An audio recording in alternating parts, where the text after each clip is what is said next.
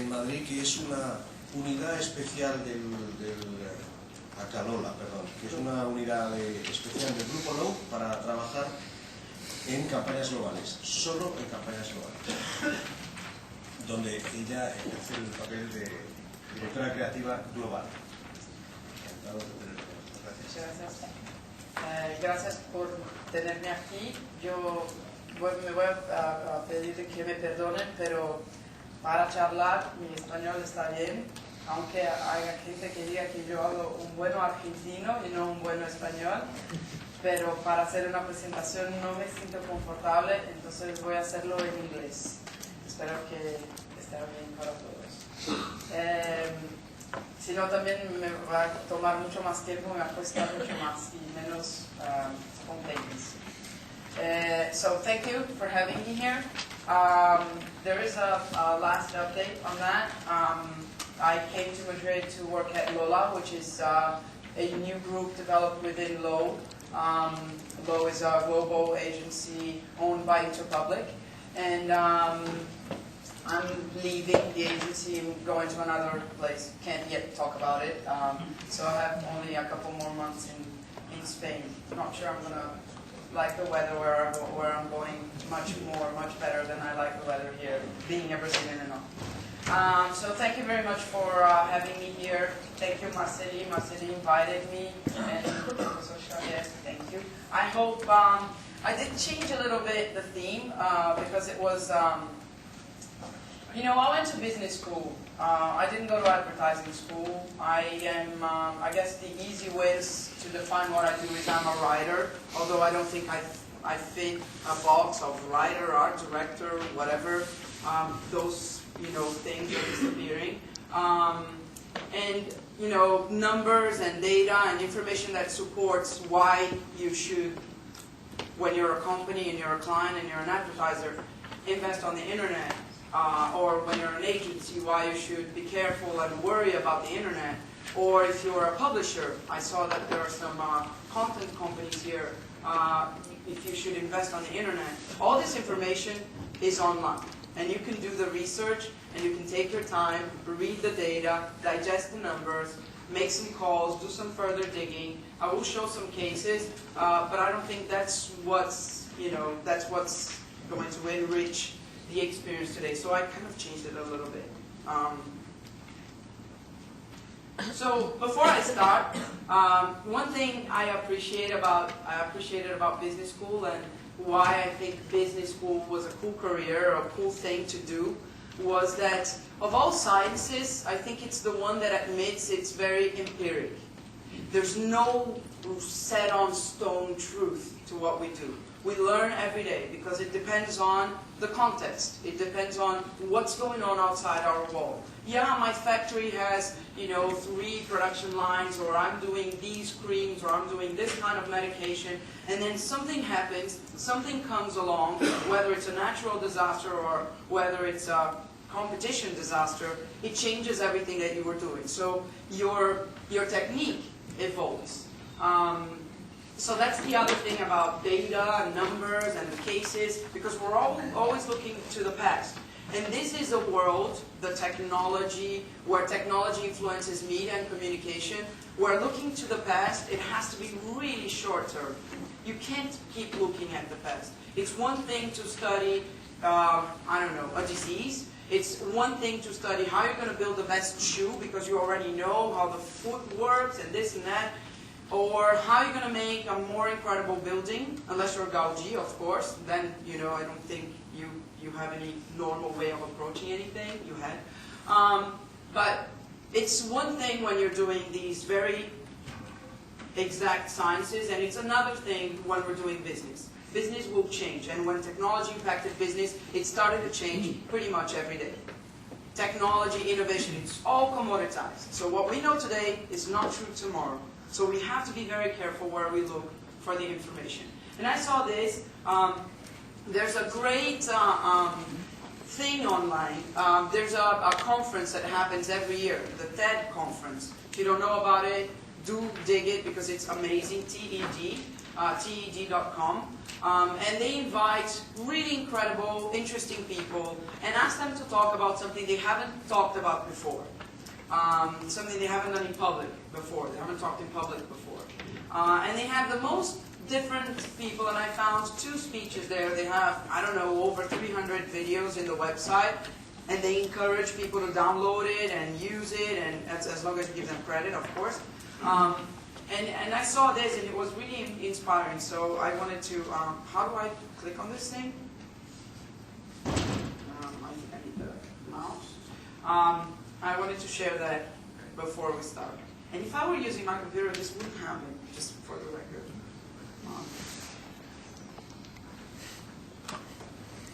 This is the wrong video, I'm sorry. Yeah.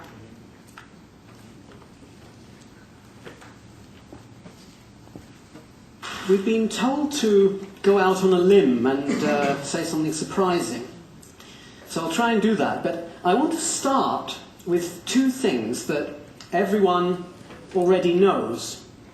And the first one, in fact, is something that has been known for most of recorded history. And that is that the planet Earth, or the solar system, or our environment, or whatever, is uniquely suited to sustain our evolution, or creation as it used to be thought, and our present existence, and most important, our future survival. And nowadays this idea has a dramatic name, Spaceship Earth. And the idea there is that outside the spaceship, the universe is implacably hostile. And inside is all we have, all we depend on. And we only get the one chance. If we mess up our spaceship, we've got nowhere else to go. Now, the second thing that everyone already knows is that, contrary to what was believed for most of human history, human beings are not, in fact, the hub of existence. As Stephen Hawking famously said, we're just a chemical scum on the surface of a typical planet that's in orbit around a typical star, which is on the outskirts of a typical galaxy, and so on. Now, the first of those 2 things that everyone knows is kind of saying that we're at a very untypical place, uniquely suited and so on. And the second one is saying that we're at a typical place, and especially if you regard these 2 as deep truths to live by and to inform your life decisions, then they seem a little bit to conflict with each other. But that doesn't prevent them from both being completely false. And they are. So, you know, if a scientist can give himself this, we can give ourselves this. Everything we know is not true, and it's not going to be true tomorrow. We should question everything. So we're going to talk today about effective, efficient, hopefully sexy advertising, the impact of advertising on the web. And before we go into the numbers and the data, we need to know what it is that we're looking for. Because when we say effective, efficient, sexy, it's going to work, what it is that we want as a response. Effective, this is the dictionary, because we always get these terms very confused. It's supposed to accomplish a purpose, but being effective meaning in operation, in force, functioning. It means it works. Efficient means it works, but in the best possible manner, with the least waste of time and effort. Which is great. This is an ad, this is an ad, and this is an ad. So 7 TV spots are on the home of the most watched videos on YouTube. They're not paying for this. They're not buying this medium. It cost them $2.7 million to have 30 seconds in the Super Bowl Sunday. Yes, they have 80 million viewers. I respect that. But it cost them $2.7 million, and we're not counting how much the production cost, because there's a lot of not such great productions. But there's lots of spots that run that go, you know, over $4 million for production. So do the numbers, and they're here, and they're not paying for it. Can we go back? Yeah. And when your content becomes owned by the consumer, evolution, BMW films, is being shown in schools, in conferences. We just got a little bit more TRP for Dove here. There's lots of women here who fit the target of Dove and who've watched it once more. And who thought about it once more. Just as it happened to BMW films. It was shown everywhere. Made people laugh, it built brand image. So what is it that we're talking about? It's advertising all the same, and what we want to do is we want to sell. Whether you're selling on the web, or you're selling on TV, or selling on the radio, you want to sell. So all the search for the data, efficient, effective, and sexy, hopefully, because sexy is what will make somebody go for your brand versus the other brand. It's all about selling something.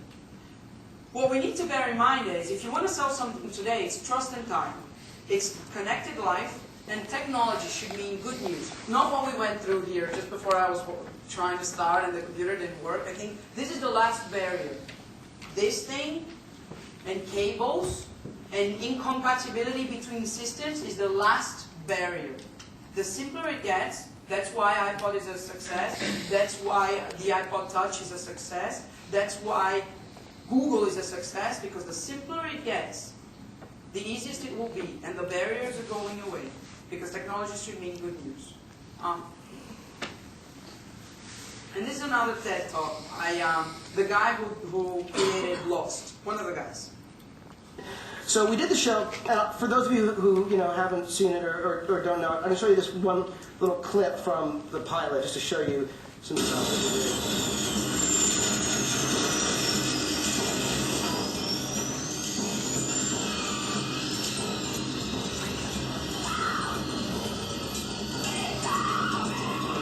If you haven't seen Lost, you have to see it. It's great.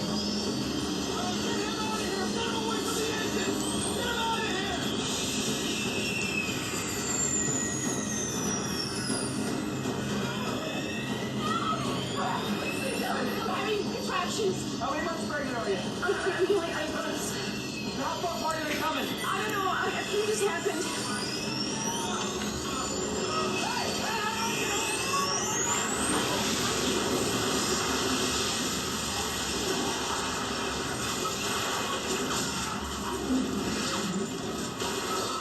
Now, 10 years ago, if we wanted to do that, we'd have to kill a stuntman. We'd actually...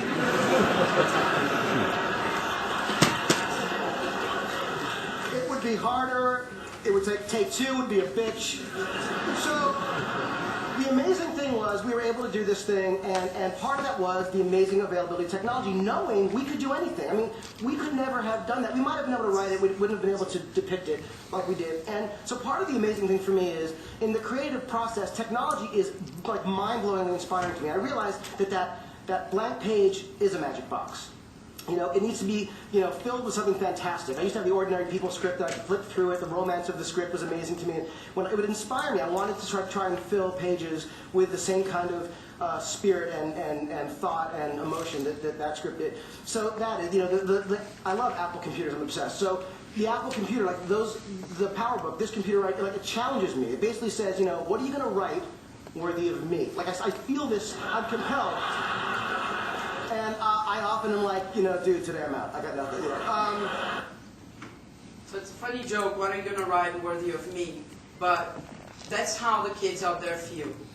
What am I going to create worthy of YouTube? Because I want to be on the first page of YouTube. We know that it's a connected world because we know that when BlackBerry service is down, people go crazy. It's a disaster. We know that there was a blackout on internet access in India and parts of Asia last week, and it was a disaster. Billions of dollars were lost.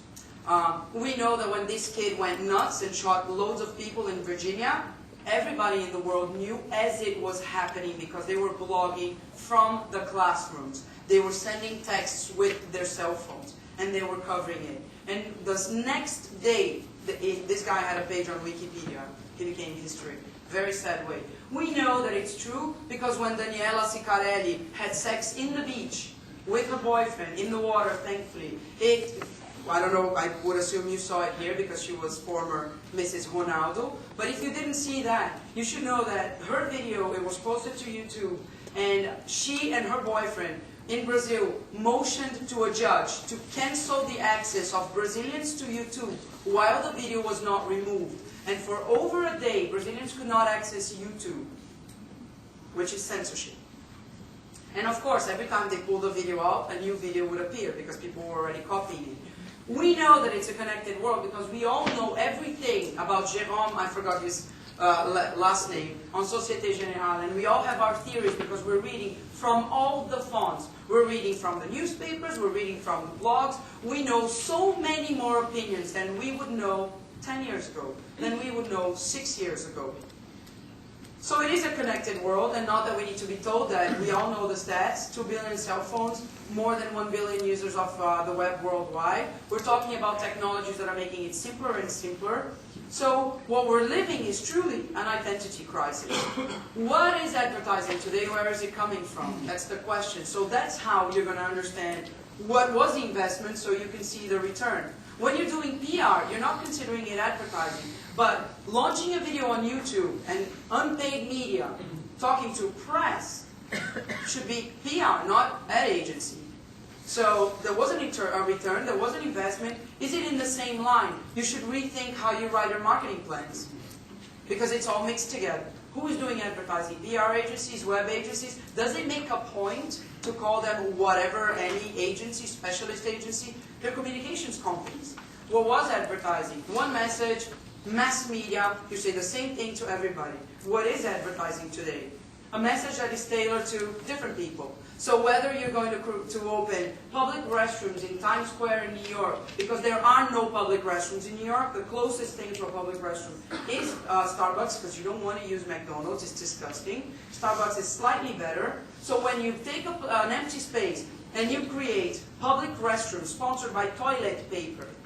Oh, toilet paper in Times Square. Why am I going to? There is no connection. Yes, there is. It was all over the web. Google it. Charming toilet paper, New York. And you will see how many references, how many happy consumers, and their sales went up. Or it's a chicken. A guy dressed as a chicken. You could tell him what to do.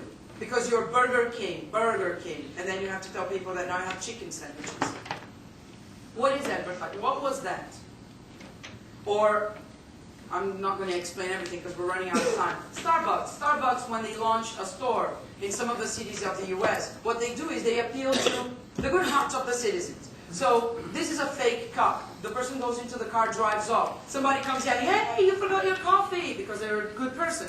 And when they do that, that cup is not going to fall. They get $5 off their next visit to Starbucks. That is advertising. Because not only it works as a direct response thing, immediate, you're couponing, but it also gets, people post it on their blogs. There are pictures on Flickr of this. Because it enhances brand image. We lost control of the message. We need to keep that in mind. User-generated content, which everybody talks about, nobody really knows what they're talking about, is what people are saying about your brand on blogs, when they're talking to their social networks. We know what social networks are from a long time ago. We didn't need the web to have a network of people we knew, friends. The web just made it easier to talk to them and to expand it and to know who are the friends of your friends without having to meet for tea or for coffee or for dinner. It's easier, it's quicker. And therefore, that first information we talked about, 30% plus of a friend's recommendation is what really impacts. And that's we're talking mini cars. But in general, the number is about 60%. 6 out of 10 people will trust their friend's opinion more than anything else. So, if you can connect to the people, if you can look at video sites and you're showing the experiment of somebody with your product. You probably saw Diet Coke and Mentos. Diet Coke and Mentos was an experiment. There's a program, a TV show in the States called Mythbusters. And these guys, for lack of something better to do, put a Mentos candy inside a bottle of Diet Coke. And when you do that, it explodes. Not explodes, it effervesces. If you close it and you shake it and you throw it on the ground, it explodes. So if you Google Diet Coke and Mentos on YouTube, you will see unbelievable videos. This was on Mythbusters. The next day, there were over, I think, 2,000 homemade videos of experiments with Diet Coke and Mentos. It took Coca-Cola and Mentos 1 month to respond from the corporation. What did they think about the combination of Diet Coke and Mentos? Because you're supposed to drink Coke and chew on Mentos, not mix them and explode things in the street. And they couldn't talk about it. And it was a good sense of humor, it was fun, it was nice, people were talking about their friends, and they couldn't have a point of view about it. Photo science. We recently pitched with Lowe for Unilever ice cream. And our brand that we used for the pitch, the challenge for the agencies was Magnum. Do something, go to Flickr, which is a photo site, and put Magnum. You will see unbelievable pictures that people take of themselves enjoying a Magnum. Nobody paid them to do that. But you see some people enjoying their Magnum so much, it makes you feel like having one. That's advertising. Or when people cover the Virginia Tech massacre or the tsunami or 9/11. 9/11 was covered by people. A lot of content was created by people. That's citizen media. And if they can cover disasters, they can talk about cool stuff. And they will show your brand, and they'll portray your brand, and they'll add their opinion. So advertising is the same thing. It just, the environment changed. It's different today than it was yesterday. It still starts with a problem, it still should end with a solution, and it better be a damn good one, because before we had, I don't know, 10 different TV channels, then we had 100 different TV channels, and then maybe in some, in the States you may get 1,000 TV channels. It's not really true. How many websites are there? Millions of websites, and it's only one click away, and they'll go. It's either this, or somebody solving our problem for us, like Diet Coke and Mentos. Bringing the conversation back about Mentos. Nobody was talking about Mentos. Because it's cheap, it's ordinary. Anybody can operate these things, and they're cheap. You can have a TV station out of your house if you want. Lonely Girl. So people are the new media. It's not about the web. This is a detail. The computer is a detail. The browser is a detail. The cell phone is a detail. You will throw this out. I have to have an air book. So as I said in the beginning, I said I was changing jobs. And as I was talking to this new agency, they asked me if I had questions, and I asked them questions and everything. And when I took the job, I said, I have one last question. Can I please have an air book? Can my computer be the air book? And it will change again. And when the air book gets old, it will be a new computer. It's not about the computer. It's not about this cell phone or the N95 or the Sony Ericsson, whatever. It's about what I can do with it. So the minute we don't have wires and software to set up and incompatibility, it gets easier and easier and easier. And it's about connected people. Everybody here, unless you're very, very, very special and very dedicated to what you're doing, has their cell phone owned right now. You didn't turn off your cell phone or your BlackBerry. Some people have the computer open. This is the difference. So data, return on investment, whether it's working, if you're doing brand building on the web or not, it is working.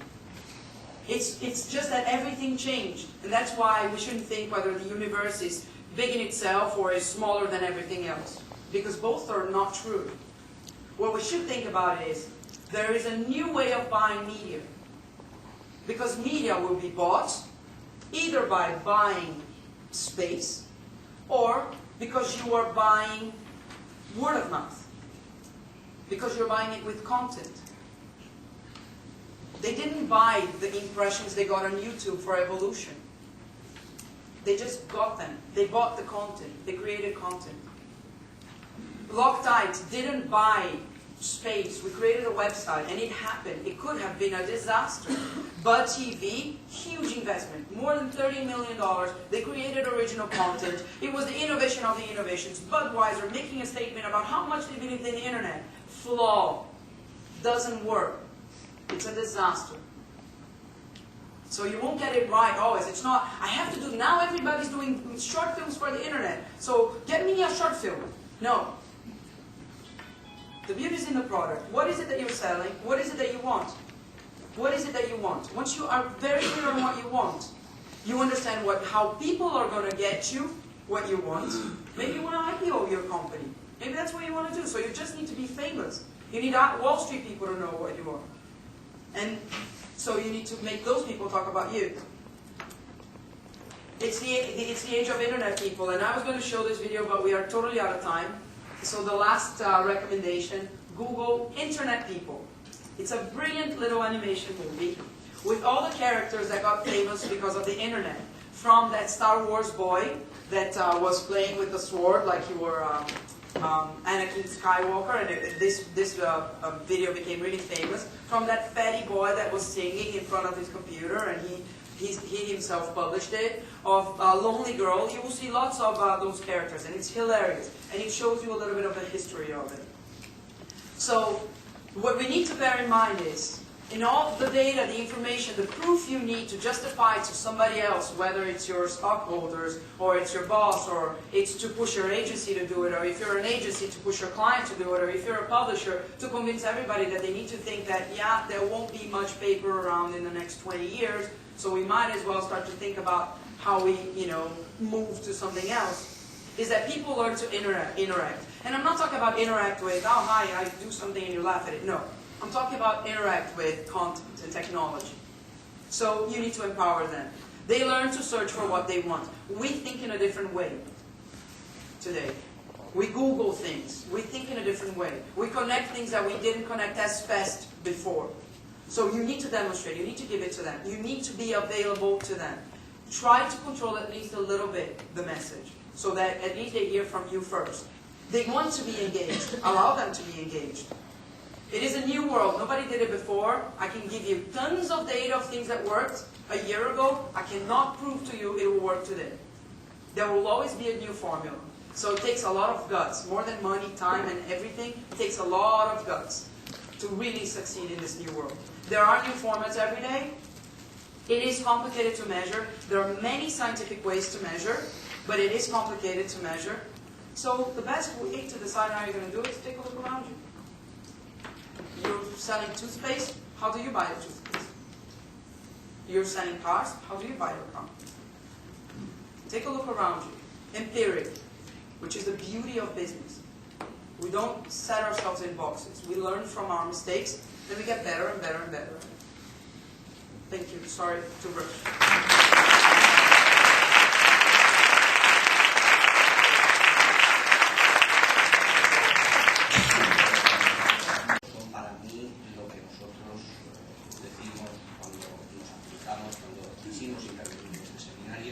Es verdad, la publicidad online no para de crecer, pero es que además de no parar de crecer, es que resulta que va enfocada a personas que son verdaderos apóstoles de ella y por lo tanto es gente implicada a los que no les molesta la publicidad.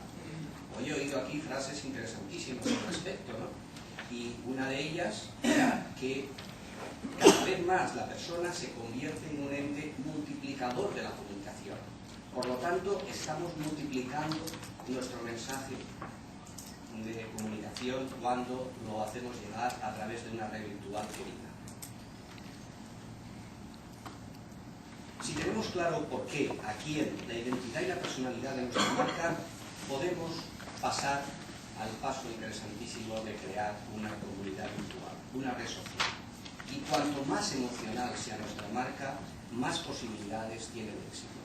Decía también la anterior ponente, Fernanda, la opinión de tus amigos es el medio de mayor influencia.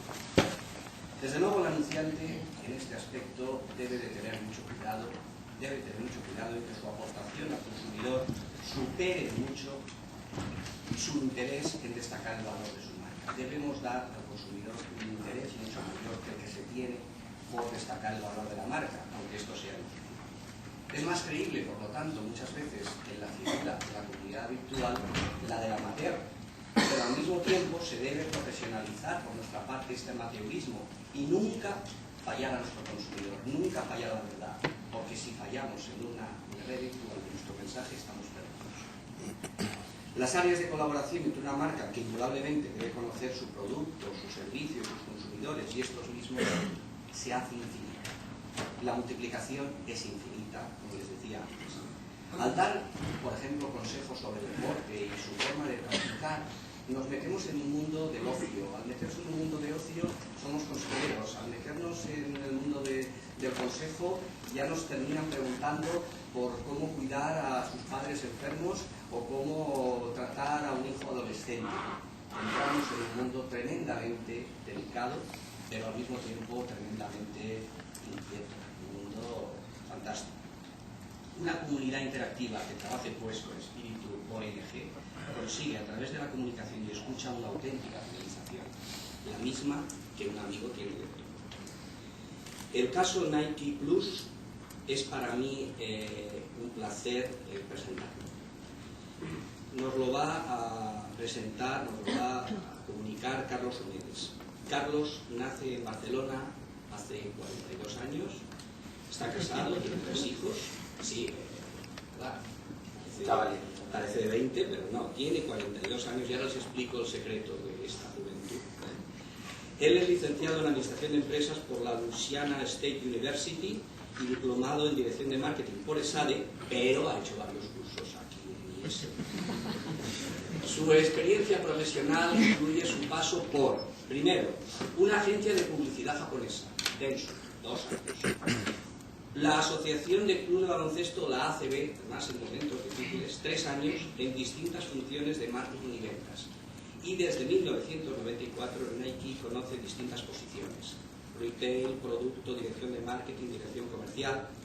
Cobra experiencia internacional en su central mundial de Portland y más específicamente europea en Holanda. Él es aficionado y practicante de varios deportes, con una pasión especial al tenis, en el que ha sido incluso profesional, ha participado en varios torneos profesionales.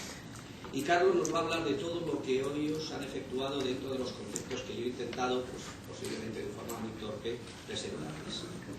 Estoy seguro de esa forma que la aventura de Nike Plus que él nos va a presentar convierte lo que ellos hacen en algo más que anuncios. La importancia de la innovación que ellos han desarrollado al utilizar una estrategia de comunicación distinta, creando un producto o servicio, creando una plataforma de comunicación muy potente, hace de Nike.Plus una herramienta efectiva y a la vez afectiva. Al final intentaré que hagan ustedes algunas preguntas, por lo tanto, estén preparados. Por favor, Carlos. Muy bien. Buenas tardes, gracias Juan. Después de tantos halagos, espero cubrir las expectativas de Nike Plus. Buenas tardes y gracias también a IESE por la invitación y la oportunidad de poder compartir nuestra experiencia y charlarnos unos minutos con vosotros y ver algunas caras conocidas que siempre es agradable. Yo lo que querría es durante los próximos 30 minutos aproximadamente explicaros nuestra experiencia de una manera bastante generalista y, como ha dicho Juan, si luego podemos responder alguna pregunta, perfecto, y si no la acabar a lo mejor podemos hablar también. Antes de entrar al caso puramente de Nike Plus, sí que quería aprovechar y poner un vídeo de 3 minutos que resume la historia de Nike. Creo que es interesante, conocéis la compañía, pero que resume la evolución y los valores y la cultura de Nike, y creo que también puede ser una terapia para evitar cualquier intento de siesta después de una que pueda extender. Así que empiezo con este vídeo.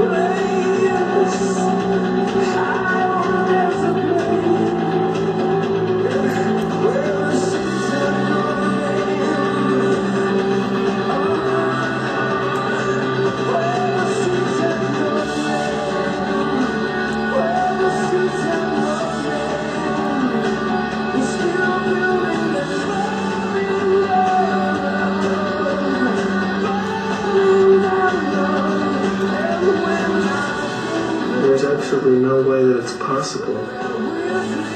It's just not possible. It's possible.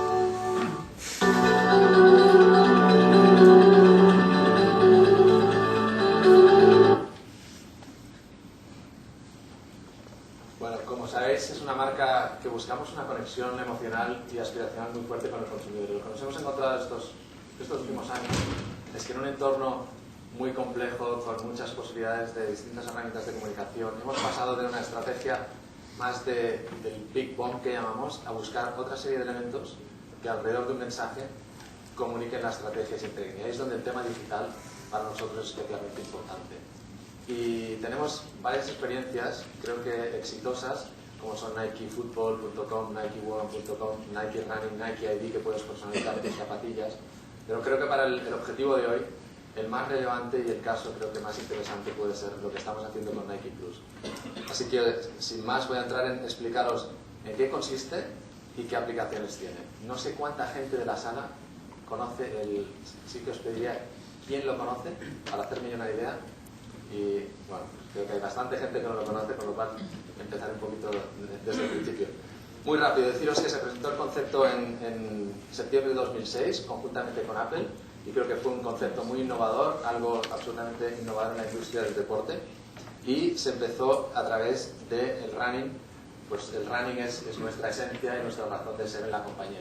La mayoría de innovaciones tecnológicas se presentan a través de esta categoría. También con un objetivo de hacer del running algo más divertido y romper con las barreras y las percepciones que tiene de algo más antisocial y que no sea especialmente excitante. Por lo tanto, con el objetivo de Nike Plus, lo que hemos buscado es crear una comunidad virtual, pero también real, en la que unimos la música y el deporte para ofrecer una experiencia distinta al consumidor y buscar esa conexión emocional a través de una herramienta absolutamente novedosa. El consumidor al que nos dirigimos es un consumidor entre 18 y 25 como el target principal, y hay dos tipos: el que ya le gusta el running y ve una oportunidad de hacerlo más ameno, como he dicho, con la música, o el que le gusta la música y tiene inquietudes de running y quiere sumarse a través de esta oportunidad que ofrecemos con Nike Plus. Hay una situación, como he dicho, de una serie de mensajes y oportunidades entre este público joven espectaculares, y el reto para nosotros ha sido cómo podemos crear algo distinto que transmita esa conexión y que no pase desapercibido en este contexto de tantas historias que tenemos. Tengo otro vídeo y luego tengo dos más únicamente, pero creo que resume, es en inglés, todas las oportunidades que tienen los jóvenes en el contexto digital que me gustaría que vieses.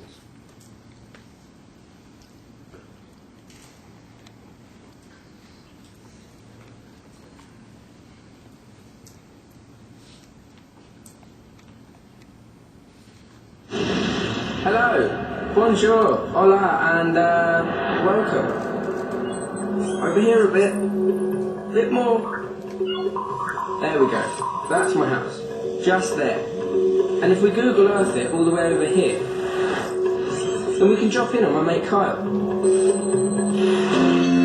Kyle reckons himself a bit of a ladies' man and calls his MySpace page his weapon of mass seduction. At the moment, he claims to have 38 girlfriends. Technically, that's rubbish, as he's never actually met any of them. But that doesn't stop him dreaming. Carl's no stranger to Facebook either, and that's where he first met Steph. You could say they really clicked.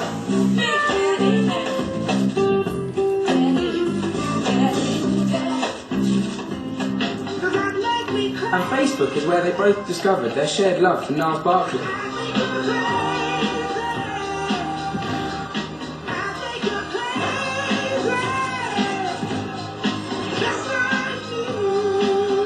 Steph jams with Chris, and Chris lives in the hope that their tunes will get discovered.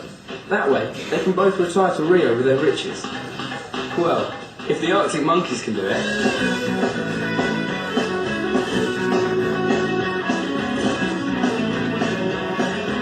I saw the Monkeys at Southside in Germany when we blagged our way backstage.